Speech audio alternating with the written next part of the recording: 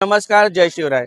6 जून म्हटलं तर प्रत्येकाच्या अंगावर काटा येतो, डोळ्यात पाणी येतं, कारण की आपल्याला दिसतात ते छत्रपती शिवाजी महाराजांनी याच दिवशी राज्याभिषेक करून घेतला. याच दिवशी हिंदू राजा काय असतो, स्वराज्य काय असतं, महाराष्ट्र मराठी काय असतं ते जनतेला शिकवलं. परंतु तो दिवस आहे 2026चा आजचा दिवस आहे. युवा कुठेही कमी पडलेला नाहीये. युवांनी युवाशक्ती नेहमीच दाखवलेली आहे. आपल्यासोबत सुद्धा विविध शाखेमध्ये विविध संस्थेमार्फत काम करणारे काही युवा तरुण आहेत. त्यांना विचारूया. सर, दादा, खरं तर अभिनंदन. इतका मोठा परिसर, 1.5 ते 2 लाख युवा शक्ती आज इकडे आली आहे. परंतु गेले 3 दिवस तुम्ही टळ ठोकून आहात.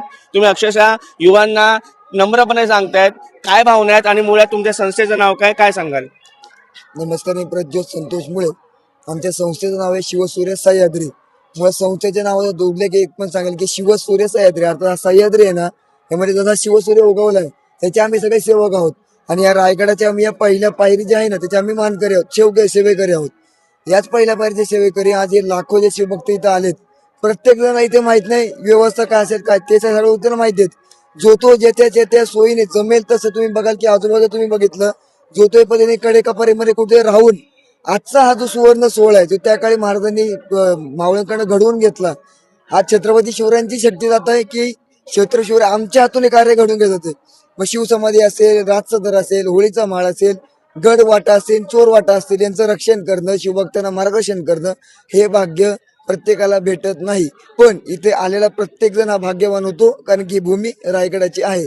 त्यामुळे इथल्या प्रत्येक मातेने आम्हाला हे शिकवले की इथे घेऊन आता आम्ही हा जो झंझावात घेणार, वर्षभर या झंझावातावरती कार्य करणार. कारण रायगड हा आमचा मार्गदर्शक आहे आणि इथल्या प्रत्येक वास्तू हे आमच्यासाठी आमच्या स्वयंसेवक आहे.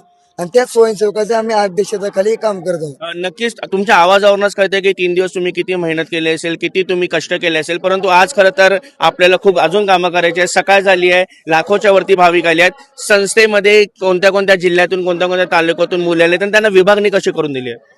आज शिवसूर्य सह्याद्री महाराष्ट्र राज्य जर नाव असलं तरी कर्नाटकातलं बेळगाव महाराष्ट्राच्या इतिहासात सगळ्यात मोठं नाव आहे. ते सुद्धा आपल्या इथं रायगडावरती आलेलं आहे.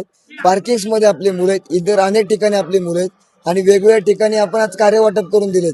कारण शिवभक्त काय करतात, भावनेच्या भरात रायगडावर राहतात. व शिवभक्तांना एकच आव्हान करेन तुर्तास तरी की रायगडाच्या चोरवाटा आणि दऱ्यांमध्ये शक्य तितकं कोणी जाऊ नका. पश्चिमकडे असेल, भवानीकडे असेल, टकमक टोक असेल, या इतर ठिकाणी शक्यतो टेंट लावू नका. कारण की वाऱ्याचा 4 नंतर झोका चालू होतो. आता आम्ही 3 दिवस आहोत, आम्हाला माहिती आहे 4 वाजल्यानंतर झोका चालू होतो, टेंट उधळून जाण्याची शक्यता आहे. त्यामुळे त्यानंतर विविध महाराष्ट्राच्या 36 जिल्ह्यांमध्ये आपल्याकडे माणसं आहेत, असंख्य तालुक्यातनं माणसं आहेत. त्यामुळे या सगळ्यांचं नियोजन इतकं जे ज्याच्या परिणाम आम्ही त्याला नियोजन देतोय. रायगडावरती अफाट नियोजन आहेत, म्हणजे काढले ते 127 ची यादी